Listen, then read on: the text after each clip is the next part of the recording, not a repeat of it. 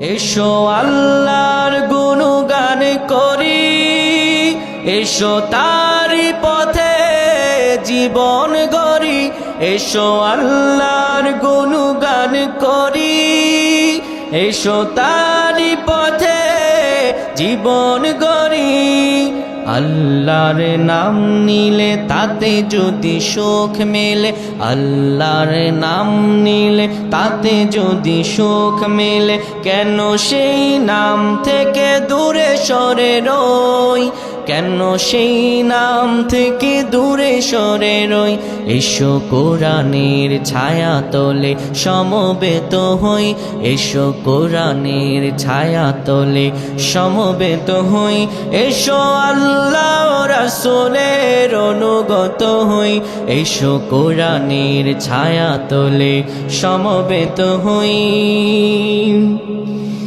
আমার রাসূলুল্লাহ যদি মক্কায় থাকেন, আল্লাহ রাব্বুল আলামিন পবিত্র কোরআনুল কারীম নাজিল করেন মক্কায়।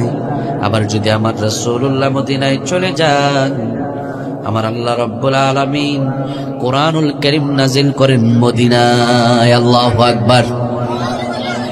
যখনই দরকার তখনই নাজিল করেন আমার আল্লাহ রাব্বুল আলামিন। আমার রাসূলুল্লাহর মর্তবা সবার চেয়ে উপরে দিয়েছেন। আল্লাহু আকবার। এই সূরাটা নাজিল হয়েছে মদিনায়। সূরার নাম সূরাতুল আনফাল। সূরার নাম কি? জোরে বলেন। আনফাল। এটি আপনাদেরকে মুখস্থ করাই নেই, একদম ভালো করে, যাতে করে এখান থেকে শিখে বাড়িতে গিয়ে বলতে পারেন এখানে শিখে গেলেন কিছু শিখলেন না, তাইলে হবে। আনফাল। আনফাল শব্দের অর্থ হচ্ছে যুদ্ধজয়ী মাল, গনিমতের মাল যাকে বলা হয়, এটা হচ্ছে আনফাল। আর আনফাল বলা হয় এমন এক গনিমতের মালকে যেটি শুধু রাসূলুল্লাহ সাল্লাল্লাহু আলাইহি ওয়াসাল্লামের জন্যই নির্ধারিত, এটি অন্য কারোর জন্য নির্ধারিত নয়। এই সূরা আনফালের নামকরণ কিভাবে হয়েছে তার প্রথম আয়াত থেকে, ইয়াসআলুনাকা আনিল আনফাল। আনফাল থেকে সূরা আনফালের নামকরণ। পবিত্র কোরআনুল কারীমে 114টি সূরা, 114টি সূরার মধ্যে 112টি সূরার নামকরণ আল্লাহ তাআলা সেই সূরার বিভিন্ন আয়াতের অংশ থেকে করেছেন। কেবলমাত্র শুধুমাত্র 2টি সূরার নাম আল্লাহ স্পেশাল ভাবে দিয়েছেন। একটি হচ্ছে সূরাতুল ফাতিহা। ফাতিহা শব্দের, এই ফাতিহা সূরার 7টি আয়াত, একটিতে খুঁজলেও ফাতিহা শব্দ পাবেন। ফাতিহা সূরায়। আবার সূরাতুল ইখলাস, এই সূরার যতগুলো আয়াত আছে খুঁজলে সূরা ইখলাস শব্দ পাবেন। কিন্তু আল্লাহ তাআলা অন্যান্য যত 112টি সূরা, ওই সূরার আয়াত থেকে নামকরণ করেছেন। যেমন সূরাতুল ফিল, আলাম তারা কাইফা ফাআলা রাব্বুকা বিআসহাবিল ফিল। আবার সূরাতুল কুরাইশ, লিইলাফি কুরাইশ। এইভাবে নামকরণ আল্লাহ তাআলা করেছেন। আর সূরা আনফাল আল্লাহ তাআলা এটার প্রথম আয়াত থেকে নামকরণ করলেন। তো সূরাতুল আনফালের যে আয়াতে কারিমা আমি তেলাওয়াত করেছি, 2 নম্বর আয়াত, আল্লাহ তাআলা সে আয়াতে কারিমায় আমাদেরকে জানিয়ে দিচ্ছেন, শোনো দুনিয়ার মানুষেরা, পৃথিবীর বুকে যারাই নিজেদেরকে ঈমানদার দাবি করে, দেখবেন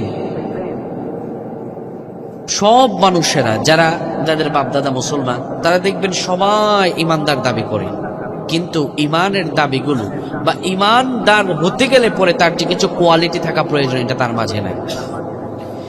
ঈমানদার দাবি করে বাপদাদার পৈতৃক এক ঈমান সভ্যতা আমরা পেয়েছি, সেটির উপরে আমরা দাঁড়িয়ে থেকে নিজেদেরকে ঈমানদার দাবি করি। কিন্তু এই ঈমানদার দাবির মধ্যবর্তী দিয়ে এখানে 2 দল বের হয়, একটা হচ্ছে পাক্কা ঈমানদার আর একটা হচ্ছে বাটপার ঈমানদার।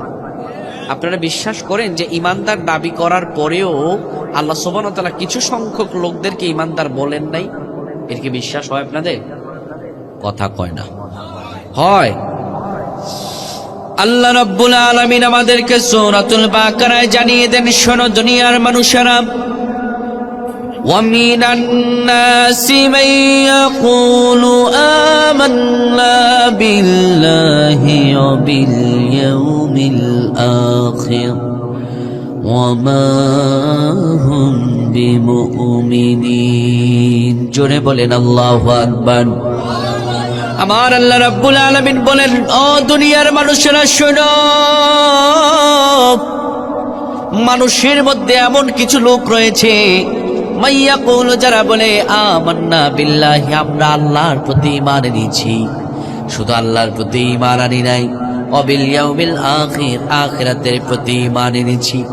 কিন্তু আমার আল্লাহ রাব্বুল আলামিন বলেন না, ওয়ামা হুম বিমুমিনিন, কিন্তু এরা কুশিল কালেও ঈমানদার নয়।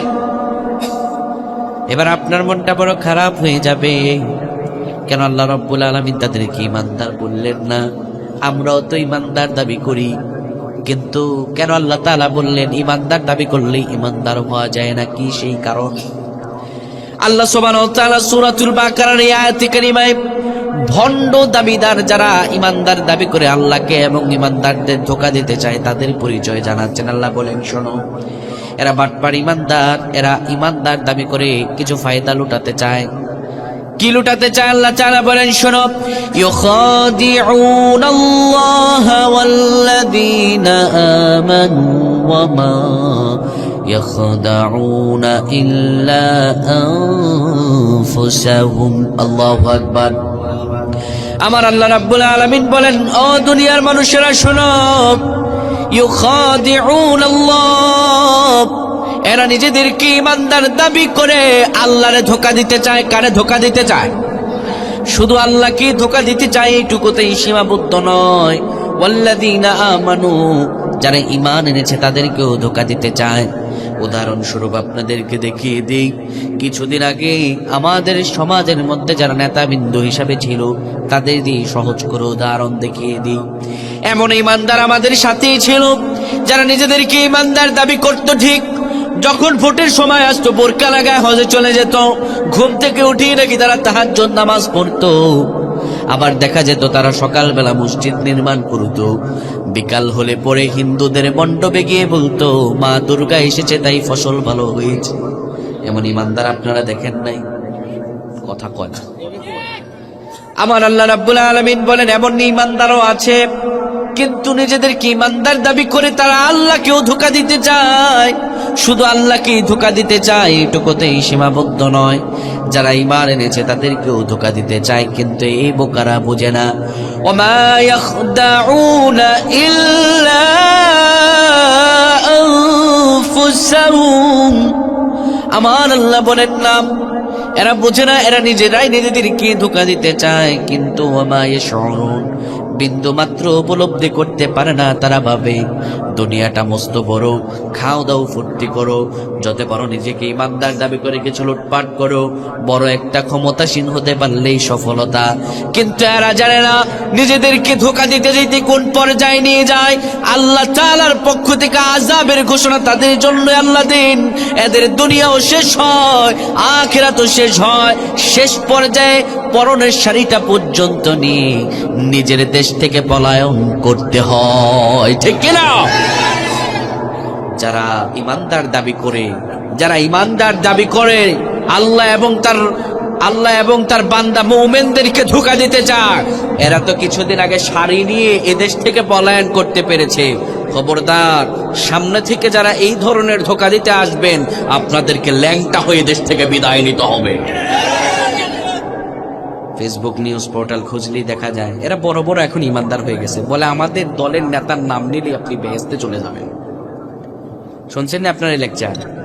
আমি ওই দিন শুনলাম এক নেতা কর্মী বলছে আমাদের দলের নেতার নাম নিলেই জান্নাতের টিকিট। নাউজুবিল্লাহ, জান্নাত তোর বাপের। আল্লাহকে বললাম, আল্লাহ আপনি বললেন মুমিন হতে গেলে পরে, ঈমানদার হতে গেলে পরে কি গুণ প্রয়োজন? কেমন করে মুমিন হব, কেমন করে জান্নাতি হব, কেমন করে আপনার বান্দা হব? আল্লাহ আপনি একটু বলে দেন। আল্লাহ তাআলা বলেন, শোনো, মুমিন হতে গেলে পরে তুমি মুমিন কিনা, তোমার ভিতরে মুমিনের গুণাবলী আছে কিনা একটু টেস্ট করে নাও। আমি আল্লাহর ভাষায় মুমিন কিনা তুমি জেনে নাও। শোনো, ইন্নামাল মুমিনুনা আল্লাযীনা ইযা যুকিরাল্লাহু ওয়াজিলাত কুলুবুহুম। এক নম্বর গুণাবলী আল্লাহ বলছেন। আমার আল্লাহ তাআলা বলেন, ইন্নামাল মুমিনুনা আল্লাযীনা ইযা যুকিরাল্লাহ। আল্লাহ বলেন, নিশ্চয় আমি আল্লাহর ভাষায়, আমি আল্লাহর কাছে মুমিন নিশ্চয় তো তারা, ইযা যুকিরাল্লাহ, যখন তাদের সামনে আল্লাহর জিকির করা হয়, ওয়াজিলাত কুলুবুহুম, তখন তাদের হৃদয়টা কম্পন শুরু হয়ে যায়। আমি আল্লাহর কাছে মুমিন তো তারা যাদের সামনে আমি আল্লাহ তাআলার কথোপকথন বলা হলে পরে, আমি আল্লাহর স্মরণ তার হৃদয়ে ঘটিত হলে পরে, তার হৃদয়ে আমি আল্লাহর স্মরণ আসলে পরে সে থমকে দাঁড়ায়, তার হৃদয়ে জালজালা সৃষ্টি হয়ে যায়। চাইলে সে পাপের মধ্যে জড়িয়ে যেতে পারে, কিন্তু সে জড়ায় না, কারণ তার হৃদয়ে একজনের ভয় সৃষ্টি হয়েছে। আওয়াজ দিয়ে বলেন তিনি কে? আল্লাহ বলেন যারা মুমিন তাদের হৃদয়ে এমন ভাবে জালজালা সৃষ্টি হয়, ইদা যুকিরাল্লাহ, যখন আমি আল্লাহর জিকির করা হয়, ওয়াজিলাত কুলুবুহুম, তার হৃদয়টা প্রকম্পিত হয়ে ওঠে। এই হৃদয়ের কম্পনের মানে কি? হৃদয়ের প্রকম্পিত হওয়ার মানে কি? আপনি চাইলে পাপ করতে পারবেন, কিন্তু পাপের মধ্যে আপনি জড়ান না। একটি কাজ পাপের আপনার সামনে বিশাল বড় একটা সুযোগ, পাপ করে ফেলার, কিন্তু আপনি সে পাপের মধ্যে জড়ান না। আপনি এই চিন্তা ভাবনা করেন, আমি যদি এই পাপের মধ্যে জড়াই, পৃথিবীর কেউ না জানতে পারে, পৃথিবীতে হয়তোবা আমি সুখে থাকতে পারি, এই পৃথিবী থেকে হয়তোবা আমি উত্তরণ হয়ে যেতে পারি, কিন্তু পরিশেষে আমি আমার রব্বুল আলামিনের কাছে দাঁড়াবো। এই আল্লাহর ভীতি আপনার অন্তর প্রকম্পিত হয়ে উঠে, এটাকেই বলে জালজালা, এটাকেই বলে হয় কম্পন। এই জালজালার ব্যাখ্যা যদি আমরা নিতে চাই, তাহলে আমাদেরকে আল্লাহ সুবহানাহু ওয়া তাআলার একজন পয়গম্বরের দিকে তাকাতে হবে, যার নাম হচ্ছে হযরতে ইউসুফ আলাইহিস সালাম। নাম শুনেছেন? ইউসুফ আলাইহিস সালাম। ইউসুফ আলাইহিস সালামের জীবনটা অত্যন্ত স্ট্রাগল এবং সংগ্রামের মধ্য দিয়ে যায়। জন্ম নেওয়ার যখন 5 থেকে 6 বছর, ওনার ছোট্ট ভাই বনিয়ামিন জন্ম নেবে, এই সময় ওনার মা সন্তান জন্ম দেওয়ার পরপরই মারা যান। হযরত ইয়াকুব আলাইহিস সালাম হযরত ইউসুফ আলাইহিস সালামকে পালতে থাকেন। হযরত ইউসুফ আলাইহিস সালামের বয়স যখন কৈশোরিক বয়সে গিয়ে পৌঁছালো, আল্লাহর অনুপম সৌন্দর্য ও চরিত্র মাধুরী ফুটন্ত গোলাপের মতো সুরভিত হচ্ছিল, তখন তিনি একদিন স্বপ্নে দেখতে পেলেন আকাশের তারাগুলো, আকাশের 11 থেকে 15টি তারা তাকে সিজদা করছে। এইরকম একটি স্বপ্ন তিনি দেখতে পেলেন। আল্লাহ তাআলা সূরা ইউসুফে তা জানিয়ে দিয়েছেন। এই স্বপ্ন দেখার পরে তিনি সকালবেলা তার ভাইকে বললেন, তার বাবাকে বললেন, হযরত ইয়াকুব আলাইহিস সালামকে। ইয়াকুব আলাইহিস সালাম নিষেধ করলেন, খবরদার তুমি এই স্বপ্নের কথা কাউকে বলো না, তোমার ভাইদেরকে ভুলেও বলবা না। ক্রমান্বয়ে তিনি বললেন, ঘটনা বিস্তারিত, আমরা একদম সোজা ঘটনায় চলে যাচ্ছে, যেটি দিয়ে আমরা জালজালার ব্যাখ্যা বুঝবো। তার ভাইয়েরা তাকে বণিকদের কাছে বিক্রি করে দিল, কূপে পড়লেন, বণিকদের কাছে বিক্রি হলো, চলে আসলেন আজিজে মিশরের বাড়িতে। আজিজে মিশরের বাড়িতে আসার পরে তিনি সেখানে বড় হচ্ছিলেন। হযরত ইউসুফ আলাইহিস সালাম যত নবীগণ ছিলেন সব নবীর চেয়ে সুন্দর তিনি, ঠিক কিনা? হযরত ইউসুফ আলাইহিস সালাম যত আম্বিয়া কেরাম ছিলেন সবার চেয়ে সুন্দর তিনি, কিন্তু আমার রাসূলুল্লাহর চেয়ে সুন্দর কম না বেশি? কম। আস্তাগফিরুল্লাহ। আমার রাসূলুল্লাহর চেয়ে সৌন্দর্য কি কম? আম্মা জান আয়েশা সিদ্দিকা রাদিয়াল্লাহু তাআলা আনহা বলেন, হযরত ইউসুফকে দেখে মিশরের নারীরা হাত কেটে ফেলেছে, আর ওই মিশরের নারীরা যদি আমার রাসূলুল্লাহকে দেখতো, কখন যেন কলিজা ফেরে ফেলতো, টেরও পেত না। আল্লাহু আকবার। তাহলে আমার রাসূলুল্লাহ সৌন্দর্য কম না বেশি? ওয়ারাফা'না লাকা যিকরাক, যার সম্মান, যার মর্যাদা আল্লাহ তাআলা সবার চেয়ে উপরে করেছেন। আল্লাহু আকবার। আল্লাহর পরেই যার অবস্থান, সে আমার রাসূলুল্লাহ সাল্লাল্লাহু আলাইহি ওয়াসাল্লামের সুন্দর যেমন ছিল আমার রাসূলুল্লাহ চরিত্রও ছিল সুন্দর, ঠিক কিনা? কিন্তু কিছুদিন পরে পরে দেখা যায় আমার রাসূলুল্লাহ সাল্লাল্লাহু আলাইহি ওয়াসাল্লামের চরিত্র মাধুরী নিয়ে অনেক কাফের ও নাস্তিক ব্লগাররা বিভিন্ন রকমের কটূক্তি করে বেড়ায়, ঠিক কিনা? আমরা দেখেছি আওয়ামী শাসনের সময় আমার রাসূলুল্লাহকে যতটা এই যে নাস্তিক ব্লগাররা অপমান করেছে, অন্য কোন সরকারের আমলে এইটুকু করতে পারে নাই। আমরা দেখেছি রাসূলুল্লাহকে যদি কেউ আজ গালি দিত, ইসলামের পক্ষে যদি কেউ কথা বলতো, তাকে ডিমোশন না দিয়ে প্রমোশন দিয়ে অন্য জায়গায় পাঠিয়ে দেওয়া হতো। খবরদার, একটি কথা, রাসূলুল্লাহ সাল্লাল্লাহু আলাইহি ওয়াসাল্লাম আমাদের জীবনের চেয়ে প্রিয়, ঠিক কিনা?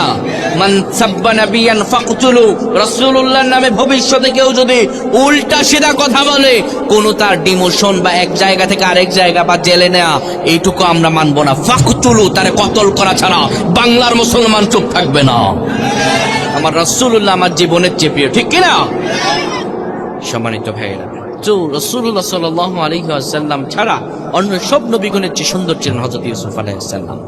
যৌবনে পদার্পণ করার পরে তার প্রতি আজিজে মিশরের স্ত্রী জুলেখা আকৃষ্ট হল।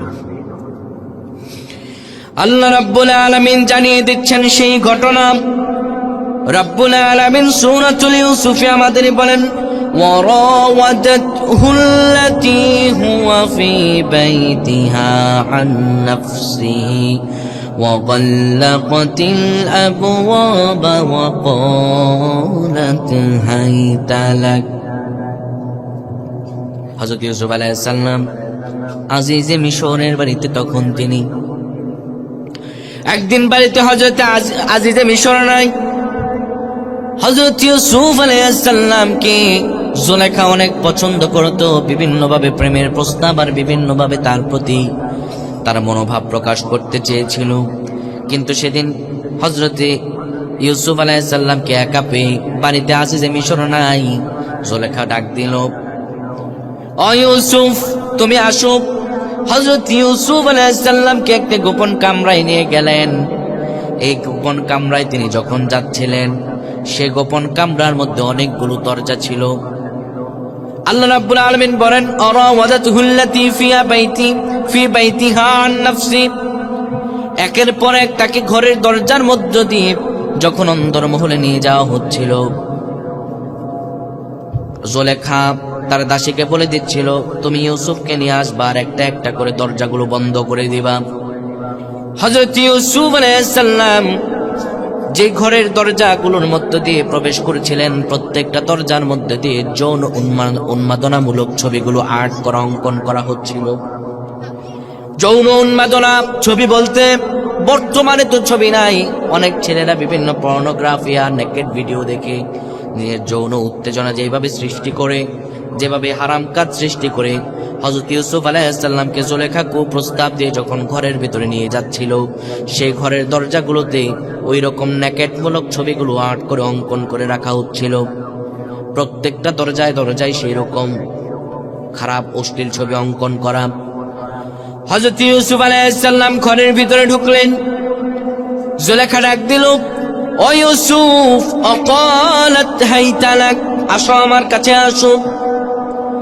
হযরত ইউসুফ আলাইহিস সালাম যৌবনের উন্মাদনামূলক সময়ে নিজের ঈমানকে ধরে রাখতে এমন একটা কঠিনতম অবস্থায়, ঘরের মধ্যে কেউ নাই, বাড়িতে কেউ নাই, এটা একটি গোপন কামরা। জুলেখা যখন হযরত ইউসুফ আলাইহিস সালামকে অপকর্ম করার জন্য ডাক দিলেন, হযরত ইউসুফ আলাইহিস সালাম সে অপকর্ম করার জন্য উদ্যত হলেন না কি উদ্যত হলেন? এখন কথা হচ্ছে, যেমন এরপরে আয়াতই দেখেন না, আল্লাহ তাআলা বলেন, ওয়ালাকাদ হাম্মাত বিহি ওয়া হাম্মা বিহা, সেও রাজি হলো। আর জুলেখা তো আগে থেকেই রাজি ছিল, কেননা গায়ের মধ্যে একটা কাপড়ও নাই, সব কাপড় খুলে ফেলছে। হযরত ইউসুফ আলাইহিস সালাম কেমন করে রাজি হবে না? আপনি আমি সাধারণ মানুষ, একটু বয়সের উপর উপনীত হলে পরে যৌবন একটু আসলে পরে কত পাপাচার আর কত খারাপ কাজ করি না? আমি আজকে সেই বিষয়ে আলোচনা করব না, যৌবন বিষয়ক আলোচনা নাই, শুধু সাধারণ একটা বিষয় আপনাদেরকে বোঝাচ্ছি। আপনি আমি সাধারণ মানুষ, শক্তি আর সামর্থ্য কতটুকু, এইটুকু শক্তি সামর্থ্য যৌবন পদার্পণ করার পরে মাথা ঠিক থাকে না, বিভিন্ন অশ্লীল কাজের দিকে মন যায়। আর হযরত ইউসুফ আলাইহিস সালাম এমন একজন নবী, আপনার আবার মতো তরতাজা যুবকের 100 জন যুবকের যে শক্তি, আল্লাহ রাব্বুল আলামিন একজন পয়গম্বরের মাঝে আল্লাহ তাআলা সেই শক্তি দিয়ে দিয়েছেন। সুবহানাল্লাহ কবেন না? তো হযরত ইউসুফ আলাইহিস সালাম তিনিও হাম্মাত বিহি ওয়া হাম্মা বিহা, তিনিও উদ্যত হলেন। কিন্তু আমার আল্লাহ রাব্বুল আলামিন বলেন, দাঁড়ান এখানে একটা বিষয় বলি। এখন এই সাধারণ অর্থ যদি কেউ পড়ে যে ইউসুফ আলাইহিস সালাম ও জুলেখার দিকে উদ্যত হলেন অশ্লীল কাজ করার জন্য, এই ব্যাখ্যা করলে ঈমান থাকবে? এই জন্যই তাফসীরুল কোরআন মাহফিল। এই তাফসীরুল কোরআন মাহফিল থেকে আপনি সুন্দরভাবে বুঝে যাবেন সুন্দরভাবে শিখে যাবেন। যদি আপনি তাফসির কোরআনুল মাহফিল থেকে একটি তাফসির সুন্দর করে বুঝে বাড়ি যেতে পারেন, 500 রাকাত নফল নামাজ পড়লে যে সওয়াব হতো আল্লাহ সেই সওয়াব আপনার আমলনামায় দিয়ে দিবেন। তো সওয়াব কম না বেশি? এই জন্যই তাফসির কোরআন মাহফিল। একা একা পড়লে অনেক বেশি আমরা বুঝবো না, এটির ব্যাখ্যা আছে। আসুন আমরা ব্যাখ্যায় যাই। হযরত ইউসুফ আলাইহিস সালাম উদ্যত হলেন, আমার আল্লাহ রাব্বুল আলামিন জানিয়ে দিন, قال معاذ الله إنه ربي أحسن مثوايا। আল্লাহ রাব্বুল আলামিন বলেন, শোনো, হযরত ইউসুফ আলাইহিস সালামকে যখন জুলেখা খারাপ কাজের জন্য ডাকলো, হযরত ইউসুফ আলাইহিস সালাম জুলেখাকে টোটালি নিষেধ করে দিলেন। এই নিষেধ করার যে প্রক্রিয়া হলো, এই প্রক্রিয়া দিনকে আল্লাহ তাআলা তার আয়াতে বলেন, লাউলা আরআ বুরহানা রাব্বি, আমি তার রব, ইউসুফের রব আল্লাহ, আমি যদি ইউসুফকে এমন কোন বুরহান না দেখাতাম, এমন কোন নিদর্শন না দেখাতাম, হয়তো বা ইউসুফ সেও খারাপ কাজের মধ্যে জড়িত হয়ে পাপাচারী হয়ে যেত। আমি যদি কাউকে বুরহান না দেখাতাম, নিদর্শন না দেখাতাম, সুস্পষ্ট প্রমাণ না দেখাতাম, তাহলে ইউসুফও খারাপ কাজের মধ্যে হয়তো বা সে খারাপ কাজের মধ্যে পরিগণিত হয়ে যেত। এই বুরহান আল্লাহ তাআলা কি দেখালেন? হযরত ইউসুফ আলাইহিস সালাম যখন উদ্যত হলেন জুলেখার সঙ্গে পাপাচারে, জুলেখা ডাক দিল, জুলেখা ডাক দিল, ওয়াকালাত হাইতা লাক, ইউসুফ আমার কাছে আসো। এই চরিত্রের দুর্গম সময়, আশপাশে কেউ নাই, খারাপ কাজ করলে কেউ জানবে না, জেনা করলে কেউ জানবে না, কেননা আজিজে মিশর বাড়িতে নাই। আর জুলেখাও কখনো এই খারাপ কাজের কথা কাউকে বলবে না, চাইলে তিনি খারাপ কাজ করতে পারেন। সেই চরিত্রের এই সংকটপূর্ণ সময়ে আমার আল্লাহ তাআলা হযরত ইউসুফ আলাইহিস সালামকে দুইটা বুরহান দেখালেন, দুইটা নিদর্শন দেখালেন। কয়টা? তাফসিরে খাজিনে এসেছে, আমার আল্লাহ রাব্বুল আলামিন হযরত জিবরাইল আমিনকে দিয়ে একটি পত্র লিখে দিলেন। পত্রের মধ্যে লিখে দিলেন, ও ইউসুফ, আমি তোমার রব বলছি, আমি তোমার আল্লাহ বলছি, তুমি কখনো খারাপ কাজের মধ্যে জড়িয়ে যেতে পারো না। থমকে দাঁড়ালেন। আর তাফসিরে মারিফুল কোরআনে মুফাসসিররা বলেন, এই বুরহান দিয়ে আল্লাহ রাব্বুল আলামিন হযরত ইউসুফ আলাইহিস সালামের সামনে তার পিতাকে আধ্যাত্মিক ভাবে হাজির করলেন। হযরত ইউসুফকে তার বাবা ডেকে বলছেন, ও ইউসুফ, আমি তোমার বাবা বলছি, তুমি জেনার মধ্যে জড়িয়ে যেতে পারো না। আল্লাহু আকবার। এই দুইটা নিদর্শন পাওয়ার পরে হযরত ইউসুফ আলাইহিস সালামের মনের ভিতরে জালজালা শুরু হয়ে গেল। আল্লাহু আকবার। হযরত ইউসুফ আলাইহিস সালাম থমকে দাঁড়ালেন, তার হৃদয়ে আল্লাহর ভয় শুরু হয়ে গেল। ওয়াজিলাত কুলুবুহুম, তার হৃদয়ে প্রকম্পন শুরু হয়ে গেল। এই প্রকম্পনের মধ্যে দিয়ে তিনি বললেন, ক্বালা মাআদাল্লাহ, আমি আল্লাহর কাছে আশ্রয় চাই। ও জুলেখা, শুনেন, ইন্নাহু রাব্বি আহসানা মাতওয়ায়া। এই রব্বি দিয়ে এখানে দুইটা বিষয় বোঝানো হয়েছে। এক হচ্ছে আল্লাহ, আরেকটা হচ্ছে আমার মনিব আজিজে মিশর আমাকে বাজার থেকে ক্রয় করে এনে আমাকে একটি আবাসস্থলের ব্যবস্থা করে দিয়েছে, আমার আবাসস্থলের সুন্দর ব্যবস্থা করে দিয়েছে। সুতরাং আমি কোনোদিনও তার আমানতের খেয়ানত করতে পারবো না। শোনেন, ইন্নাহু লা ইউফলিহুয যালিমুন, নিশ্চয়ই জালেমরা কোনোদিনও সফল হয় না। আমি যদি তার আমানতের খেয়ানত করি, আমিও তো জালেম হয়ে যাব, আমিও তো জালেম হয়ে যাব। হযরত ইউসুফ আলাইহিস সালামের হৃদয়ে এই যে জালজালা সৃষ্টি হলো, এই যে কম্পন সৃষ্টি হলো, আমার আল্লাহ রাব্বুল আলামিন বলেন, যে ব্যক্তি ঈমানদার হবে, সে ঈমানদার যদিও খারাপ কাজ করতে পারবে, সব খারাপ কাজে তার সামনে সহজ, কিন্তু সে খারাপ কাজের মধ্যে জড়াবে না। ওই খারাপ কাজ করার আগে তার হৃদয়ে আমার আল্লাহর ভয়ে সে খারাপ কাজ বর্জন করে দিবে। সুবহানাল্লাহ। এরপর আমার আল্লাহ রাব্বুল আলামিন বলেন, শোনো দুনিয়ার মানুষেরা, কাযালিকা লিনাসরিফা আনহুস-সুআ ওয়াল ফাহশা, এইভাবে আমি আল্লাহ রাব্বুল আলামিন ভয় ভীতির মধ্য দিয়ে কিয়ামত পর্যন্ত যারা মুহসিন, যারা মুখলিসিন, আমি আল্লাহ তাদেরকে এইভাবে খারাপ কাজ থেকে দূরে রাখবো। আল্লাহু আকবার। কেউ যদি খালেস ভাবে আল্লাহ রাব্বুল আলামিনের ভয়ে তার হৃদয়ে প্রকম্পন উঠে, আমার আল্লাহ তাআলা তাকে রহম ও বরকত দিয়ে পরিপূর্ণ করে দেন। আল্লাহু আকবার। যেমন করে একটি ঘটনা আপনাদেরকে শোনাই। হযরত ওমর রাদিয়াল্লাহু তাআলা আনহুর শাসন আমল তখন। হযরত ওমর রাদিয়াল্লাহু তাআলা এলান করে দিলেন, আমার শাসন আমলে কোন ব্যক্তি মদ খেতে পারবে না। মদ টোটালি হারাম করে দিলেন, একদম নিষিদ্ধ করে দিলেন। এক যুবক মদিনার পাশে আকিব নামে এক বাজার থেকে 2 বোতল মদ সংগ্রহ করল। 2 বোতল মদ নিয়ে সুন্দরভাবে চাদরের মধ্যে মুড়ি দিয়ে 1 বোতল বাজারের চিপায় বসে খেলো, আরেক বোতল বাড়িতে নিয়ে গেল। এবার মদ খাওয়া সুন্নত না হারাম নাকি ফরজ? কেমন হারাম? আল খামরু ওয়াল মাইসির, মদ আর জুয়া, মূর্তি প্রতিমা পূজা, রিজিসুম মিন আমালিশ শাইতান, এগুলো হচ্ছে শয়তানের কাজ। কার কাজ? আপনাদের এই কক্সবাজারে ছেলেপেলেরা মদ খায় নাকি?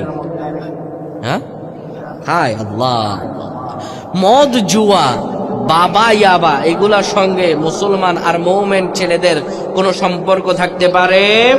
কশিন কালেও থাকতে পারে না, কারণ শয়তানের কাজ কোনো মুমিন বান্দাদের দ্বারা হতে পারে। মদ জুয়া এগুলো সম্পূর্ণ ঘৃণিত এবং খারাপ কাজ। তো সে মদটা নিয়ে একটা মদ খাইছে, আরেকটা মদ এই চাদরের কোনায় আছে। পাহাড়ের পাদদেশ দিয়ে সে হেঁটে যাচ্ছে। যুবক যখন পাহাড়ের পাদদেশ দিয়ে হেঁটে যায়, হঠাৎ করে একটি কর্কশ আওয়াজ ভেসে আসলো, ও যুবক তুমি দাঁড়াও। এবার ওই যুবক থমকে দাঁড়ালো। যুবক কথার আওয়াজ শুনে বোঝা গেল এটা সাধারণ কোনো মানুষের কণ্ঠের আওয়াজ নয়, এটি একজনের কণ্ঠের আওয়াজ, ওমর ইবনুল খাত্তাব। হযরত ওমর রাদিয়াল্লাহু তাআলা চেনেন নাকি? চেনেন? লা নবিয়্যা বা'দা, রাসূলুল্লাহ সাল্লাল্লাহু আলাইহি সাল্লাম বলেন, আমার পরে কোনো নবী আসবে না। যদি আমার পরে আল্লাহ তাআলা কাউকে নবী হিসাবে নির্বাচিত করতেন, সেটা হতো আমার ওমর। আল্লাহু আকবার। ওমর সাধারণ কোনো মানুষ নয়। কেন সাধারণ মানুষ? তো ওই যুবক যখন হযরত ওমর রাদিয়াল্লাহু তাআলার কণ্ঠ শুনতে থমকে দাঁড়িয়ে কাঁপতেছে। কেন কাঁপতেছে জানেন? এই ওমরকে রাসূলুল্লাহ সাল্লাল্লাহু আলাইহি ওয়াসাল্লামের একজন সাহাবী একজন ইহুদির সঙ্গে তার ঝগড়া বাঁধলো জমির সংক্রান্ত বিষয়ে। ঝগড়া লাগার পরে রাসূলুল্লাহর কাছে আসলো, বলি ইয়া রাসূলুল্লাহ আমার বিচারটা করে দেন। রাসূল সাল্লাল্লাহু আলাইহি ওয়াসাল্লাম সবকিছু পরীক্ষা নিরীক্ষা করে দেখলেন যে বিচারটা পক্ষে যায় ইহুদির আর বিপক্ষে যায় মুসলমান সাহাবী। রাসূল সাল্লাল্লাহু আলাইহি ওয়াসাল্লাম যেটা সঠিক সেটাই রায় দিলেন। আমার রাসূলুল্লাহ কখনো ন্যায়কে অন্যায় বানাতেন না, অন্যায়কে ন্যায় বানাতেন কোনোদিনও নয়। রাসূলুল্লাহ সাল্লাল্লাহু আলাইহি ওয়াসাল্লাম সাক্ষীর ভিত্তিতে এবং সবকিছুর ভিত্তিতে ইহুদির পক্ষে রায় দিলেন, কিন্তু সেই মুনাফিক মার্কা সাহাবীর মাথায় সেই রায় গ্রহণযোগ্যতা পেল না। সে চলে আসলো হযরত ওমরের দরবারে, এসে বলল, ইয়া ওমর, আপনি একজন সচেতন শিক্ষিত মানুষ, আমি বিশ্বাস করি আপনি কখনো অন্যায়কে অন্যায় বানাবেন না, ন্যায়কে অন্যায় বানাবেন না। আমি আপনার কাছে একটা বিচারের সানি করাইতে চাই। হযরত ওমর ফারুক রাদিয়াল্লাহু তাআলা বললেন, কিসের বিচারে সানি করাইতে চাও?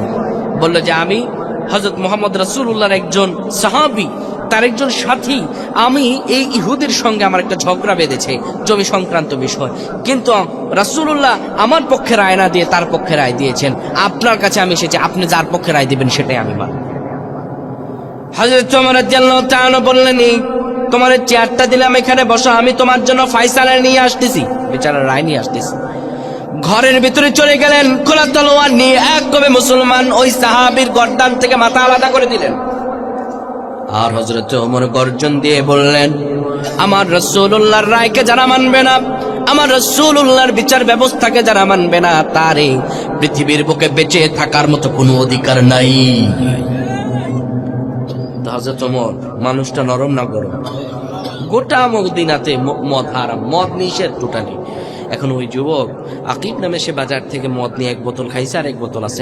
পাহাড়ের পাদদেশ দিয়ে যখন হযরত ওমর ডাক দিছে, ও যুবক দাঁড়াও, যেখানে বাঘের ভয় সেখানেই রাত হোক। আহারে বেচারা, এবার তো কাঁপুনি শুরু হয়ে গেছে। আসার পরে হযরত ওমর ফারুক রাদিয়াল্লাহু আনহু বলছেন, এই তোমার চাদরের ভিতরে এটা কি দেখা যায়, কোত্থেকে আসলা? যুবক বলল, খলিফাতুল মুসলিমিন ইয়া ওমর, আমি একটু বাজারে গিয়েছিলাম, আমার ঘরে ছোট্ট আমার একটা বোন আছে, আমার বোনের জন্য আমি বাজার থেকে 2 বোতল গরম দুধ নিয়েছি, দুধটা একটু গরম তাই চাদরে পেঁচায় নিয়ে যাচ্ছি। হযরত ওমর রাদিয়াল্লাহু তাআলা বললেন, দুধ গরম, দাও একটু দুধটা দেখি। এবার যুবক মনে মনে বলে, আহারে এতক্ষণ তো ভালোই ছিল, এখন আমার দুধ দেখতে চাইতেছে। যদি মদ খাইছি এটা যদি স্বীকার করতাম আমি মদ খেয়েছি, হয়তোবা কোনোভাবে আমারে মাফ করে দিত, কিন্তু এমন একটা প্যাচের মধ্যে আমি পড়লাম, আমি যে স্বীকারও করলাম না, মিথ্যা একটা কথা বললাম। এখন যদি আমার এই মদের বদলে, দুধের বদলে মদ দেখতে পায়, আর আমারে আস্তই রাখবে না, না জানি এখানে আমারে মেরে ফেলে দিবে। যুবক সেই কঠিনতম মুহূর্তে আল্লাহ তাআলার কাছে আশ্রয় চাইল, মনে মনে ডেকে বলল, মাবুদ আল্লাহ, আপনি আমারে আজকের মতো ওমরের হাত থেকে বাঁচিয়ে দেন গো আল্লাহ, আমি আর আমার বাদ বাকি জীবনে কোনো দিনও মদ খাবো না। যুবক কয়েকটা সেকেন্ড পাইছে দোয়া করার। বোতলগুলো চাদর থেকে খুলে হযরত ওমর রাদিয়াল্লাহু তাআলা হাতে দিলেন। হযরত ওমর বোতলগুলো হাতে নিলেন, হাতে নিয়ে কিছুক্ষণ পরে বললেন, যুবক রে, দুধ একটু গরমই আছে, নাও তোমার দুধ নাও আর বাড়িতে চলে যাও। যুবক বলল, কি বলেন আপনি? বোতলগুলো হাতে নেওয়ার পরে যুবক দেখলো সেখানে দুধ হয়ে গেছে। সঙ্গে সঙ্গে হযরত ওমর ফারুকের পায়ের মধ্যে সে যুবক ধরল, আর কেঁদে কেঁদে রেখে বলল, ইয়া ওমর, আমার এই বোতলের মধ্যে কোনো দুধ ছিল না, আমার এই বোতলের মধ্যে ছিল মদ। আমি বাজারে 1 বোতল খেয়েছি, আর 1 বোতল বাড়িতে নিয়ে যাচ্ছিলাম। আপনার ভয়ে আমি মিথ্যা কথা বলেছি, আর এই সময় আমি তওবা করে আল্লাহ তাআলার কাছে বললাম, আল্লাহ আজকে যদি ওমরের হাত থেকে বাঁচিয়ে দাও মাবুদ, আর কোনোদিন আমি মদ খাবো না। আমার আল্লাহ এই কঠিনতম অবস্থায় আমার ডাক যে রব শুনলেন, আমি সে আল্লাহর কসম করে বলছি, আমি আর জীবনে মদ খাবো না। আল্লাহু আকবার। আল্লাহ তাআলার কাছে চাইলে আল্লাহ দেয়নি? আল্লাহ বলেন, লা তাহজান ইন্নাল্লাহা মা'ানা। জীবনের কঠিনতম পরিস্থিতিতেও যদি তুমি আমি আল্লাহকে ডাকো, আমি আল্লাহ রাব্বুল আলামিন সেই কঠিনতম পরিস্থিতিতে তোমাকে সহযোগিতা করার জন্য আমি আল্লাহর কুদরত হাজির হয়ে যাবে। সুবহানাল্লাহ বলবেন না? গলা ছেড়ে বল সুবহানাল্লাহ। হযরত ইউসুফ আলাইহিস সালাম বলেন, শোনো জুলেখা, আমার আল্লাহ তাআলা, আমি আল্লাহর কাছে আশ্রয় চাই, এবং আপনার স্বামী আমার জন্য উত্তম ব্যবস্থা করেছেন। আর আমার আল্লাহ তাআলা বলছেন, এই ইউসুফের অন্তরে যে জালজালা সৃষ্টি হলো, চাইলে পাপ কাজ করতে পারত কিন্তু করলো না। এই জালজালার মধ্যবর্তী দিয়ে আল্লাহ তাআলা এই ঘটনাকে বুঝিয়ে দিলেন, যারা মুমিন হবে তাদের হৃদয় কাঁপবে, আর তাদের হৃদয় কম্পনের বদৌলতে তারা চাইলে খারাপ কাজ করতে পারবে, কিন্তু তারপরেও তারা খারাপ কাজের মধ্যে জড়াবে না। এরপর হযরত ইউসুফ আলাইহিস সালাম এই লাস্টের আয়াতটায় 23 নম্বর আয়াতে লাস্টে বলতেছেন, ইন্নাল্লাহা লা ইউফলিহুজ যালিমুন। এটা হচ্ছে মুজারের সিগা, এটা আপনার পাস্ট এন্ড ফিউচার, প্রেজেন্ট। যারা জালেম তারা কোনোদিনও সফল হচ্ছে না, হবে না, কোশ্চেন কালেও হবে না, ঠিক কিনা? তারা কোনোদিনও সফল হবে না। যারা জালেম তারা কোনোদিনও সফল হবে না। এটি আল্লাহ তাআলার সিদ্ধান্ত। কার সিদ্ধান্ত? সিদ্ধান্ত। এই জালেমরা তারা জুলুম করবে, তাদেরকে আল্লাহ সুবহানাহু ওয়া তাআলা একটা সময়সীমা দিয়েছেন। তাদের ওই সময়সীমার মেয়াদ যতদিন, তারা ঠিক ততদিনই জুলুম করবে, কিন্তু জুলুমের শেষে আল্লাহ তাআলা অবশ্যই এই জমিনে আল্লাহ তাআলা আলোকিত করেন, ঠিক কিনা? জুলুম যতদিন যতই বাড়ুক না কেন, আমার আল্লাহ তাআলার দয়া আছে না নাই? অবশ্যই আল্লাহ তাআলার দয়া আছে। আল্লাহ তাআলা জানিয়ে দেন, ও মুমিনেরা শোনো, তারা জুলুম করতে পারে কিন্তু কখনো তারা সফল হতে পারে না, ঠিক কিনা? আমার আল্লাহ তাআলা বলেন, ওয়ালা তাহসাবান্নাল্লাহা গাফিলান আম্মা ইয়া'মালুয যালিমুন। তোমরা ভেবো না আল্লাহ তাআলা জালিমদের সম্পর্কে গাফেল। তোমরা ভেবো না আল্লাহ জালিমদের সম্পর্কে গাফেল। শোনো, ইন্নামা ইউআখিরুহুম ইয়াওমা তাশখাসু, শোনো আমার আল্লাহ তাআলা তাদেরকে একটা সময়সীমা দিয়েছেন, ফিহিল আবসার, সেই দিন পর্যন্ত তারা জুলুম করবে, যেদিন তাদের চক্ষুগুলো বিদীর্ণ হবে, সেই দিন পর্যন্ত আল্লাহ তাদেরকে অবকাশ দিয়েছেন। কিন্তু তোমরা মনে করো না আল্লাহ জালেম সম্পর্কে গাফেল, তোমরা মনে করো না আল্লাহ জালেম সম্পর্কে গাফেল। অবশ্যই আল্লাহ রাব্বুল আলামিন জালেমদের বিচার এই জমিনেই করে ছাড়বেন, ঠিক কিনা? আপনারা দেখেন না কিছুদিন আগের প্রেক্ষাপট দিয়ে আবারও বোঝে আপনাদেরকে, যখন একের পর এক কোরআনের সৈনিকদেরকে জেলে পুরে দিচ্ছে, যারা ইসলামী আন্দোলনের কর্মী তাদেরকে জেলে পুরে দেয়, ঘরে থাকতে পারে না, বাড়িতে থাকতে পারে না, ঘর থেকে বের করে দেয়, এলাকা থেকে বের করে দেয়, পুলিশ এসে মামলা দিয়ে বিভিন্ন জেলখানার ভিতরে পড়ে ফেলে। এটা কিছুদিন আগের দৃশ্য ছিল না? কিন্তু আমার আল্লাহ তাআলার কাছে আমরা তখন হতাশ হয়ে বলছি, আল্লাহ কবে আসবে তোমার সাহায্য? এক এক করে সব আলেমগুলোকে নিয়ে যাচ্ছ, এই মুশরিকা নারী তো দেখা যায় সব আলেমদেরকে জেলের ভিতর নিয়ে একের পর এক ফাঁসি দিয়ে সব আমাদের মাথার তাজগুলোকে শেষ করে দিচ্ছে। আল্লাহ তোমার কি সাহায্য আসবে না? আমার আল্লাহ তাআলা জানিয়ে দেন অবশ্যই আমার সাহায্য আসবে। আর এতদিন যারা কোরআনের সৈনিকদেরকে ঘর ছাড়া করত, আজ কোরআনের সৈনিকেরাই রাজ করছে, বরঞ্চ তারাই বাড়ি ছাড়া আর দেশ ছাড়া। সুতরাং ভবিষ্যতেও যারা কাছে এসে আল্লাহ তাআলার দিনের দাওয়াত দিলেন, সাদ্দাত বলল, তো তোমার আল্লাহর দিন যদি আমি মানি আমার লাভ কি? আল্লাহর পয়গাম্বর বললেন, ও সাদ্দাত শোনো, তুমি যদি আল্লাহর দিনকে মানো তবে আল্লাহ রাব্বুল আলামিন তোমাকে জান্নাত দান করবেন, খালিদিনা ফিহা, যে জান্নাতের মধ্যে তুমি চিরকাল থাকবে, ও মাসাকিনা তাইয়িবাতান ফি জান্নাতি আদ, আর সেটা উত্তম বসবাসের একটা স্থল। যে জান্নাতে একটি ইট স্বর্ণের, একটি ইট রূপার, এত সুন্দর তোমার জান্নাত আল্লাহ তাআলা তোমাকে দান করবেন যদি তুমি ঈমান আনো।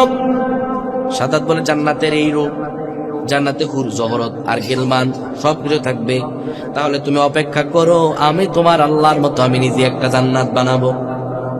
নাউজুবিল্লাহ বলবেন না? যদিও এটা দুর্বল বর্ণনা, কিন্তু আপনাদেরকে জাস্ট প্রেক্ষাপটটা বোঝানোর জন্য আমি এই ঘটনাটা বলছি। এবার সাদ্দাত গোটা তার রাজত্বে যারা আছে সবার কাছ থেকে যত স্বর্ণ গয়না আছে সবকিছু কালেক্ট করতে লাগলো, আর সেখানের মধ্যে হুর ও গিলমান হিসাবে যতগুলো তার সাম্রাজ্যের মধ্যে সুন্দরতম অল্প বয়সী নারীরা ছিল, যুবতী নারীরা ছিল এবং যুবক ছেলেরা ছিল, তাদেরকে বেছে বেছে সে জান্নাতের হুর গিলমান হিসাবে হাজির করল। আর সে জান্নাতকে স্বর্ণ আর রৌপ্য দিয়ে বানানোর জন্য সবার কাছ থেকে স্বর্ণ রৌপ্যগুলো কালেক্ট করতে লাগলো। পরিশেষে এই সাদ্দাদের একজন সেনাবাহিনী সে চলে গেল একজনের কাছ থেকে স্বর্ণ আনার জন্য। মহিলাটা ছিল বিধবা, অসহায় মুসলিম। তার কাছ থেকে স্বর্ণটা যখন আনতে যাবে, মহিলা বলল, আমার কোনো সম্পদ নাই, এইটুকু স্বর্ণ আমার সঞ্চয়, এটা তোমরা নিও না। কিন্তু তারা সেই স্বর্ণটা নিয়ে নিল, ওই মহিলার হাত থেকে সেই স্বর্ণটা লুণ্ঠন করলো, মহিলার হাত থেকে নিয়ে নিল। মহিলা আকাশে দেখে আল্লাহকে একবার ডাক দিল। সাদ্দাত ঈমান তার জান্নাত বানানো কমপ্লিট। ঘোড়ার উপর সওয়ার করে যখন তার জান্নাতের কাছে যাচ্ছে, এবার দেখে তার জান্নাতের সামনে একজন ফকির বসা। ফকির এবার ডাক দিয়ে বলল, ও সাদ্দাত, জান্নাতে, তোমার জান্নাতে ঢোকার আগে আমার একটু কথা শোনো। সাদ্দাত বলল, কি শুনবো? বলে, একটু শোনো, শোনার টাইম নেই, ভিতরে যাব। কিন্তু ফকির বলল, শোনো। সাদ্দাত এবার কান লাগালো, বলল, ওই ফকির কানের ভিতরে আওয়াজ দিল, শোনেন, আমি দুনিয়ার কোনো ফকির নয়, আমি হলাম মালাকুল মউত আজরাইল। সাদ্দাত বলে, এত কষ্ট করে জান্নাত বানালাম, এখন আমার রূহ কবজ করো না, একটু জান্নাতের ভিতর ঢুকে নেই। মালাকুল মউত ফেরেশতা জানিয়ে দিল, না না, কোনো সময় দেওয়া হবে না, এক সেকেন্ডও সময় দেওয়া হবে না, বাদ দিন, এখনই আপনার রূহ কবজ করা হবে। সাদ্দাত কথা শোনার পরে একটা ঘোড়া থেকে একটা লাফ দিল। যখন তার জান্নাতের মধ্যে, তার বানানো জান্নাতের মধ্যে পা রাখবে, এর আগেই মালাকুল মউত তার রূহ কবজ করে ফেললো। বাহাদুরি আর আছে? নাই। এইভাবে আল্লাহ তাআলা জানিয়ে দেন, শোনো, আমি আল্লাহ বললাম, ওয়ালা তাহসাবান্নাল্লাহা গাফিলান আম্মা ইয়ামালুয যালিমুন। তোমরা মনে করো আল্লাহ জালেম যারা করে, যারা সমাজের মধ্যে জুলুম করে, দেশের মধ্যে জুলুম করে, এই জালেমদের সম্পর্কে আমি আল্লাহ তাআলা গাফেল। অবশ্য আমি আল্লাহ তাআলা খবর রাখি কোন জালেমরা কোন পর্যন্ত গিয়েছে। প্রত্যেকের জন্য আমি একটা নির্দিষ্ট জায়গা দিয়ে রাখি, নির্দিষ্ট জায়গায় যখন টপকাতে যাবে আমি আল্লাহ রব্বুল আলামিন তাৎক্ষণিক সময়ে জালেমদের পরাজয় করিয়ে দিব। হযরত ইউসুফ আলাইহিস সালাম সেটা বলছেন, আমি তো জালেম হয়ে যাব, আপনি আমার কাছে আমানত, এই আমানতের খেয়ানত যদি আমি করি আমি জালেম হয়ে যাব, আর জালেমরা কোনোদিনও সফল হয় না। এই ঘটনাগুলো আপনাদেরকে আমি বললাম এই জন্যই, শুধুমাত্র জালজালাটা বোঝানোর জন্য। হযরত ইউসুফ আলাইহিস সালামের কাছে গুনাহ করার জন্য, জেনা করার জন্য সব রাস্তা খোলা ছিল কি ছিল না? কিন্তু তারপরেও তিনি করলেন না, কারণ আল্লাহ তাআলা তাকে বোরহান দেখালেন, আর সেই বোরহান দেখিয়ে রব্বুল আলামিন তার হৃদয়ে জালজালা সৃষ্টি করলেন। আল্লাহু আকবার। আর সেই জালজালার মধ্যবর্তী দিয়ে তিনি পাপ কাজ থেকে সরে গেলেন। আমার আল্লাহ রব্বুল আলামিন বলেন, মুমিনদের তো সেই জালজালাই সৃষ্টি হবে যখন তাদের সামনে আমি আল্লাহর জিকির করা হবে, তখন তাদের হৃদয়টা প্রকম্পিত হবে, হৃদয়ে জালজালা সৃষ্টি হয়ে যাবে, শরীরে একটু ঘাম দেবে আল্লাহর ভয়ে, তার অন্তরটা নত হয়ে যাবে।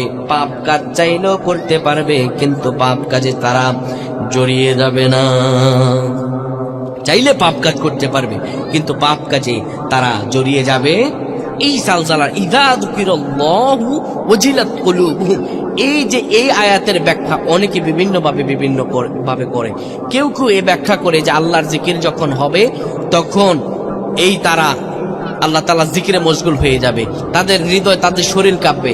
এই কাঁপনের ব্যাখ্যা আল্লাহ তাআলা বলেন কলব কাঁপবে, কিন্তু আমাদের সমাজে ব্যাখ্যা এমন ভাবে করে কয় তাদের শরীর কাঁপবে। দেখা যায় জিকির করতে করতে কখন কার লঙ্গি খুলে যায় সেটারই খবর থাকে না। আমরা দেখেছি জিকির করতে করতে অনেক মানুষ বাসের আগায় উঠে যায়। আবার তো আরেক শ্রেণীর লোক আছে বেড়াবেড়ি লইয়া পর্যন্ত মাজারে গিয়ে জিকির আজগার করে না? এরাও কিন্তু জালজালার ব্যাখ্যা করে, কিন্তু আসল জালজালার ব্যাখ্যা এটা নয়। জালজালার ব্যাখ্যা হচ্ছে এটা যে আল্লাহর স্মরণে তাদের হৃদয় বিগলিত হবে, আর বিগলিত হওয়া এইটুকুই কারণ তার হৃদয়ে প্রকম্পিত হবে আল্লাহর ভয়। চাইলে পাপ কাজ করতে পারবে, কিন্তু করবে না। এটা 1 নাম্বার পরিচয়। কয় নাম্বার? জোরে বলেন। এবার আল্লাহ তাআলা বলেন মুমিন যারা হবে তাদের 2 নাম্বার পরিচয় শোনো। ওয়া ইযা তুলিয়াত আলাইহিম আয়াতুহু যাদাতুহুম ঈমানা। যারা মুমিন হবে, যারা আল্লাহ রাব্বুল আলামিনের কাছে মুমিন হিসাবে পরিগণিত হবে, যারা জান্নাতি হবে, আমার আল্লাহ রাব্বুল আলামিন বলেন এই মুমিনদের সামনে যখন কোরআনুল কারীমের কথাগুলো বলা হবে, কোরআনের আয়াতগুলো যখন তাদের সামনে তেলাওয়াত করা হবে, যাদাতুহুম ঈমানা, তখন তাদের ঈমানটা বেড়ে যাবে। আল্লাহু আকবার। মুমিনদের সামনে কোরআনের আয়াতগুলো বলা হলে পরে তাদের ঈমান বাড়বে। কি বাড়বে? কিন্তু সমস্ত ওই যে ভণ্ড মুমিনদের পরিচয় দিলাম, কিছুদিন আগে দেখেছি আল্লাহ তাআলা বলেন মুমিনদের সামনে কোরআনের আয়াতগুলো বলা হলে পরে মুমিনদের ঈমান বেড়ে যায়। কিন্তু এক শ্রেণীর কুলাঙ্গারদের আমরা দেখেছি তাদের সামনে কোরআনের কথাগুলো বললে তারপর দিন ওই আলেমের নামে রাজাকার মামলা দেওয়া হয়। ঠিক না? আমরা দেখেছি শুধুমাত্র কোরআনের কথা বলার কারণে অনেক বক্তার মাইক পর্যন্ত কেড়ে নিয়েছে। কোরআনের তাফসীর, কোরআন মাহফিল লেখাগুলো দেখলে তারা মাহফিলগুলো পর্যন্ত বন্ধ করে দিত। ঠিক না? এমন মুনাফিক আপনারা দেখেন নাই? এটা স্বভাব কাদের? এটা তো কাফেরদের স্বভাব। কাদের?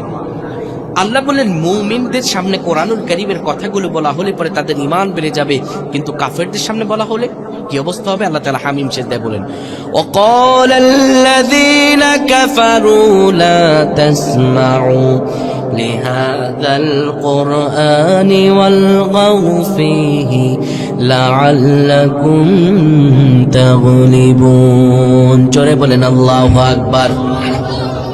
আল্লাহ তাআলা বলেন কাফেররা সেই যুগে রাসূলুল্লাহর যুগে বলতো, যখন রাসূলুল্লাহ কুরআনুল কারীমের কথাগুলো শোনাতেন, এই কাফেররা বলতো লা তাসমাউ লিহাযাল কুরআন, কোরআন তোমরা শুনবে না, ওয়ালগাউ ফীহি লাআল্লাকুম তাগলিবুন, যদি তোমাদেরকে কোরআন শোনানো হয়, তোমাদের সামনে যদি কোরআনের আয়াতগুলো তেলাওয়াত করা হয়, তোমরা সেখানে বিশৃঙ্খলতা করে দেবা, তোমরা সেখানে লন্ডভন্ড করে দিবা, সেখানের মধ্যে এমন একটা জঞ্জাট সৃষ্টি করবা, প্রয়োজনে 144 দ্বারা জারি করবা, বিশৃঙ্খলতা করবা, এইভাবে তোমরা বিজয় হয়ে যাবা।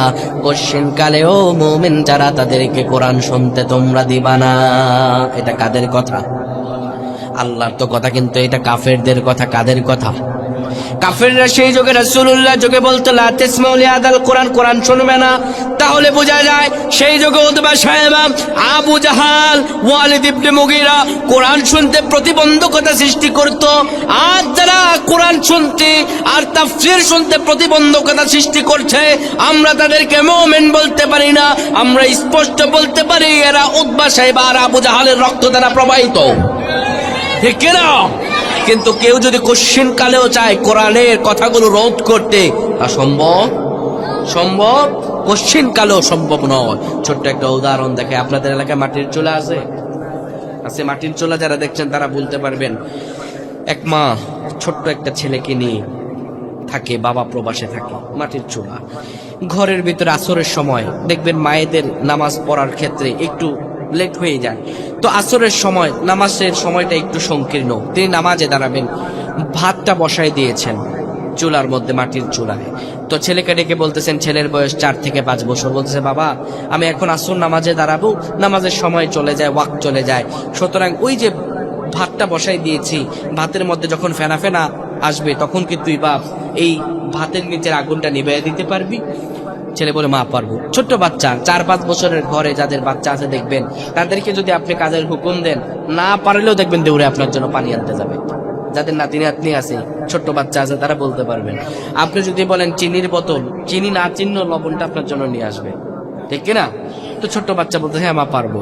মা নামাজে দাঁড়িয়েছে, দাঁড়ানোর পরে 2 রাকাত শেষ, ছেলে তাকিয়ে দেখে মাটির চুলার উপরে ভাতের উপরে ফেনাগুলো টকবক করছে। এবার ছেলে দেখে আমাদের উন্নয়নের জ্বরে রাতের বেলা কারেন্ট থাকে না যখন, তখন মা এই মোমবাতির মধ্যে মেজলাইট দিয়ে আগুন জ্বালায় আর সেই মোমবাতির আগুনকে ফু দিয়ে নিভিয়ে দেয়। ছেলে ভাবলো এটারও প্রক্রিয়া একই, এখানে যেহেতু আগুন জ্বলতেছে মা বলছে আগুন নিভাতে। দেখে চুলার পাশে একটা পাইপ রাখা, পাইপ এনে চুলার মুখ বরাবর রেখে এবার জোরে জোরে মারতেছে ফু।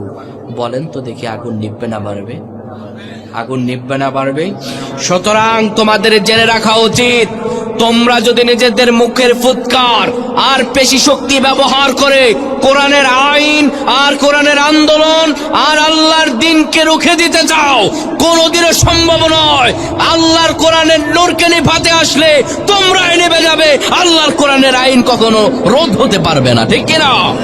আমাদেরকে জেলে দেয়া যায়, ফাঁসি দেয়া যায়, হত্যা করা যায়, কিন্তু শেষ করা যায় না।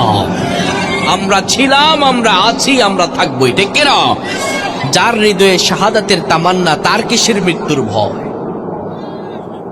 আল্লাহ রাব্বুল আলামিন বলেন, যারা মুমিন, যারা আল্লাহর ভাষায় মুমিন, তাদের হৃদয়ে যখন, তাদের সামনে যখন কোরআনুল কারীমের আয়াতগুলো তেলাওয়াত করা হবে, যাদাতুহুম ঈমানান, ঈমান বেড়ে যাবে।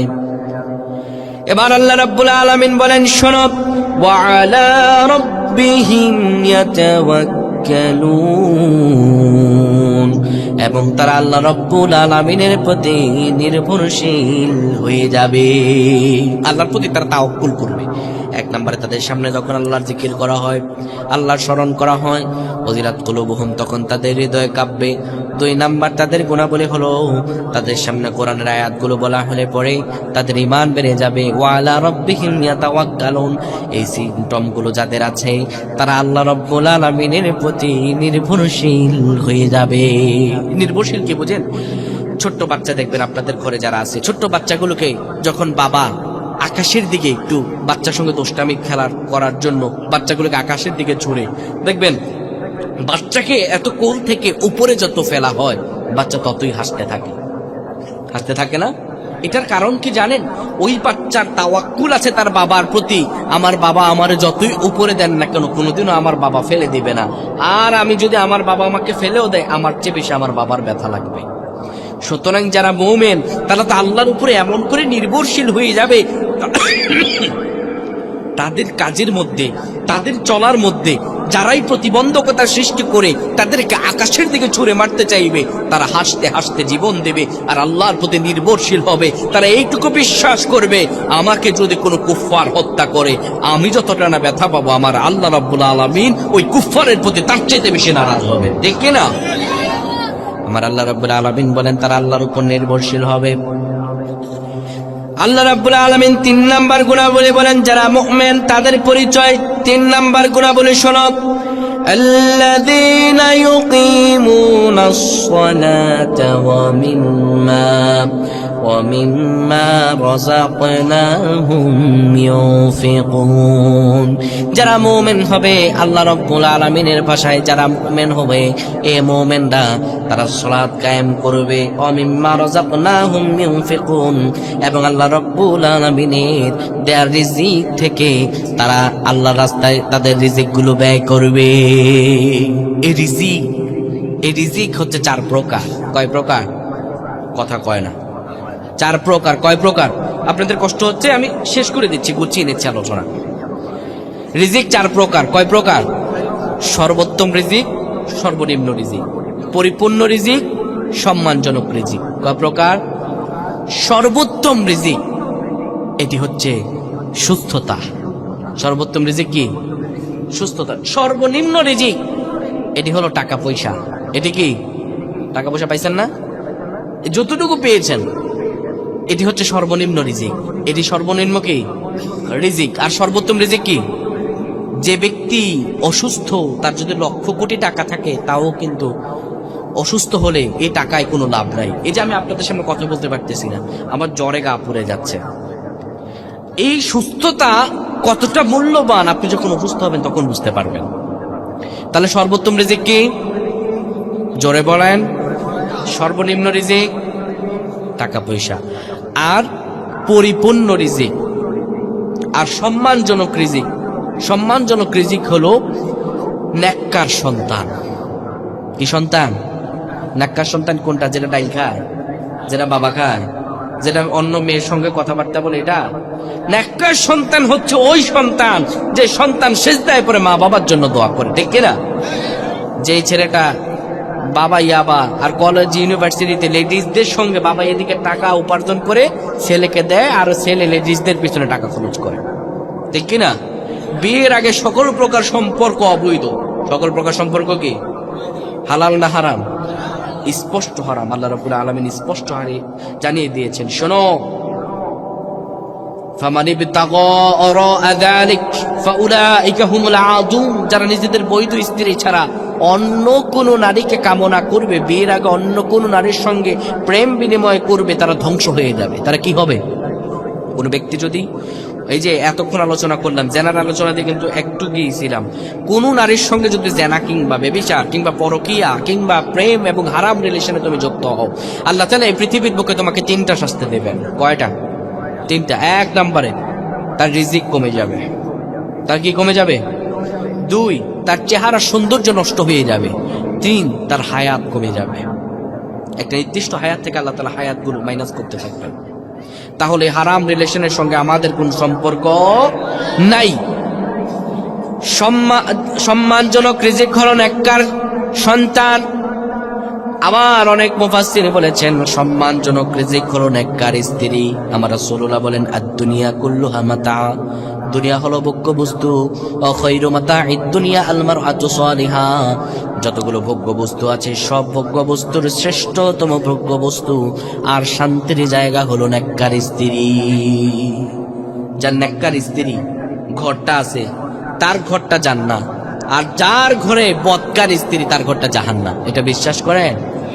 অবশ্যই এটা বিশ্বাস করতে হবে। নেককার স্ত্রীর 4 গুণ। কয় গুণ? 4 গুণ। 1 নম্বরে, স্বামী যা অর্ডার করেন, যা হালাল, তা সবগুলো নির্দ্বিধায় মেনে নেবেন। 2 নাম্বার, স্বামীর অগোচরে কোনোদিনও অন্য কোনো পুরুষের সঙ্গে যোগাযোগ রাখবে না। 3, স্বামী পছন্দ করেন এমন আত্মীয় স্বজনকে সে কখনো অপছন্দ করবে না। 4, স্বামী যদি কোনো প্রশ্ন করেন সে প্রশ্নের উত্তর দিবে, সে প্রশ্নের প্রতি উত্তরে বলবে না কিছু না। রাগ করে বসে থাকে স্ত্রী, যদি স্বামী জিজ্ঞেস করে কি হয়েছে তোমার, কয় কিছু না। এমন হয় কি হয় না বিবাহিত ভাইয়েরা? হয় না? এই যে কিছু না এটা আপনি বলতেছেন, এটি কখনো মুমিনা নারীদের গুণ নয়, নেককার স্ত্রীর গুণ নয়। দেখা যায় কিছু না, এই কথা থেকেই অনেক কিছু হয়, পরে দেখা যায় বেটা এক বেড়ে ছুঁয়ে আবার আরেকটা নতুন করে বিয়ে করে। আপনার কিছু না থেকেই তো অনেক বেশি কিছু হয়ে যাচ্ছে। সুতরাং 1 নম্বরে স্বামী যা অর্ডার করেন, যা হালাল তা নির্দ্বিধায় মেনে নেয়। 2, স্বামীর অগোচরে অন্য কোনো পুরুষের সঙ্গে সে কথা বলে না। 3, স্বামী যাদেরকে মনে করেন আত্মীয় স্বজন, যে তাদেরকে আসতে, তার বাড়িতে আসতে তিনি খুশি হন, স্ত্রী সেটা দেখে বেজার হয় না। দেখা যায় স্বামী যদি কক্সবাজার শহরে স্ত্রী নিয়ে আলাদা ফ্ল্যাটে থাকে, সেখানে যদি দেখা যায় স্ত্রীর মা বাপ আসে, তখন খুব হাসি খুশি থাকে। কিন্তু দেখা যায় স্বামীর মা বাপ শ্বশুর শাশুড়ি বাড়িতে গেলে তখন আর ভাল লাগে না। এমন স্ত্রী আছে না নাই? আহা, আমাদের দেশের অবস্থা কি জানেন? আমাদের দেশের পুরুষেরা যতটা না নির্যাতিত, মানে আমাদের দেশে তো নারী নির্যাতনের আইন আছে, পুরুষ নির্যাতনের আইন নাই। নারীরা যতটা নির্যাতিত, তার চাইতে শত সহস্র বেশি পুরুষরা মানসিক নির্যাতনে নির্যাতিত, ঠিক কিনা? দেখা যায় পুরুষেরা বিয়ে করার পরে স্ত্রীর মা বাপকে নিজের মা বাপ মনে করে, কিন্তু স্ত্রী বিয়ে করার পরে স্বামীর মা বাপকে মা বাপ মনে করতে পারে না। দেখা যায় শাশুড়ি মা বলতেছে, আমার মেয়ের জামাইটা খুবই ভালো, আমার মেয়ে যদি বলে উঠতে উঠে, বসতে বসে, কিন্তু আমার ছেলেটা একদমই ভালো না, তার বউ যা করতে তা হবে। আপনি এত ছোট মন কেন আপনার?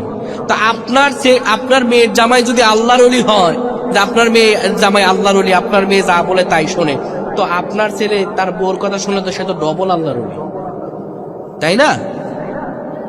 তাহলে পরিপূর্ণ নেককার স্ত্রী আল্লাহ তাআলার পক্ষ থেকে উত্তম রিজিক। আল্লাহ তাআলার পক্ষ থেকে কি? উত্তম রিজিক। আল্লাহ রাব্বুল আলামিন বলেন, সর্বনিম্ন রিজিক এবং সর্বোত্তম রিজিক আর পরিপূর্ণ রিজিক। পরিপূর্ণ রিজিক হলো আল্লাহ তাআলার সন্তুষ্টি। পরিপূর্ণ রিজিক কি? আল্লাহ তাআলার সন্তুষ্টি। এই 4টা জিনিস মুখস্থ করেন। সর্বোত্তম রিজিক কি? সুস্থতা। সর্বোত্তম রিজিক কি? সর্বনিম্ন রিজিক কি? পরিপূর্ণ রিজিক কি? আল্লাহ সন্তুষ্টি। আর সম্মানজনক রিজিক নেককার স্ত্রী এবং নেককার সন্তান। আল্লাহ তাআলা বলেন, শোনো, যারা মুমিন হয় ইয়ুকিমুনাস সালাত, তারা সালাত কায়েম করে। সালাত কায়েমের মিনিংস হলো অনেক বিস্তারিত। এটা ঘরে বাইরে যতটুকু অধীনস্থ আছে সেখানে সালাত কায়েম করে এবং নামাজের মধ্যে যা শিখে বাস্তব জীবনে তা পালন করে। আল্লাহ রাব্বুল আলামিন বলেন, শোনো, এই 4টি গুণাবলী যাদের থাকবে, আমি আল্লাহ রাব্বুল আলামিন তাদেরকে 3টি পুরস্কার দিব। কয়টি? আরো জোরে কয়টি? আল্লাহ তাআলা 4 নম্বরে আছে, বলেন, উলাইকা হুমুল মুমিনুনা হাক্কান। আল্লাহ তাআলা বলেন, এরাই সত্যিকারের মুমিন। এরা ছাড়া যারা মুখ দিয়ে নিজেদেরকে মুমিন দাবি করে কিন্তু ইমানদারের গুণাবলী তাদের মাঝে ধারণ করে না, আমার আল্লাহ রাব্বুল আলামিন বলেন, এরা কোনোদিনও কশ্চিনকালে মুমিন হতে পারে না। কশ্চিনকালে এরা মুমিন হতে পারে না। আল্লাহ তাআলা বলেন, এরাই সত্যিকারের মুমিন। শোনো, আমি আল্লাহ রাব্বুল আলামিন জানিয়ে দিলাম তাদের জন্য 3টি পুরস্কার। লাহুম দারাজাতুন ইনদা রাব্বিহিম, আমি আল্লাহ রাব্বুল আলামিন তাদেরকে দারাজাত, একটা সম্মানজনক, লাহুম দারাজাতুন ইনদা রাব্বিহিম, আমি আল্লাহর কাছে তারা সম্মানজনক একটা চেয়ার পাবে। কিয়ামতের কঠিন ময়দানে সূর্য যখন মাথার কাছে চলে আসবে, মাথার মগজগুলো যখন টকবক টকবক করে উতলাতে থাকবে, কেউ যখন মানুষের পিপাসায় যখন জিহ্বাটা কুকুরের মতো বের হয়ে যাবে, কেউ কেউ যখন ঘামের মতো সাঁতরাতে থাকবে, আল্লাহ রাব্বুল আলামিন বলেন, ওই কঠিনতম কিয়ামতের ময়দানে আমি আল্লাহ তাআলা তাকে আরশের নিচে স্থান দিব, আরশের নিচে তাকে একটা চেয়ার দিব।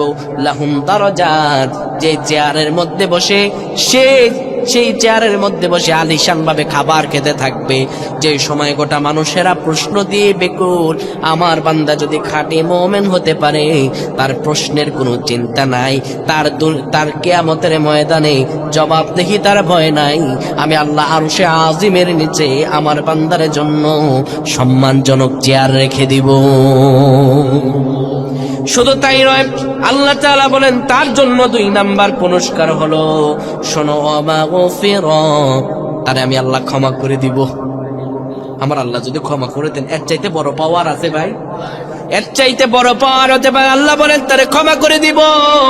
শোনো, ওয়ারিজিকু কারীম,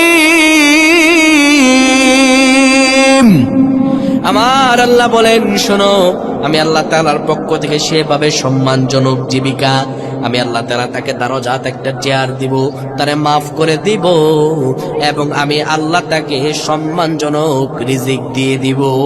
আল্লাহু আকবার। যে ব্যক্তি মুমিন হতে পারবে, প্রিয় ভাইরা আমার, একদমই শেষের দিকে আমরা, তাহলে মুমিন হতে গেলে পরে অবশ্যই মুমিনদের কিছু কোয়ালিটি থাকা প্রয়োজন, ঠিক কিনা?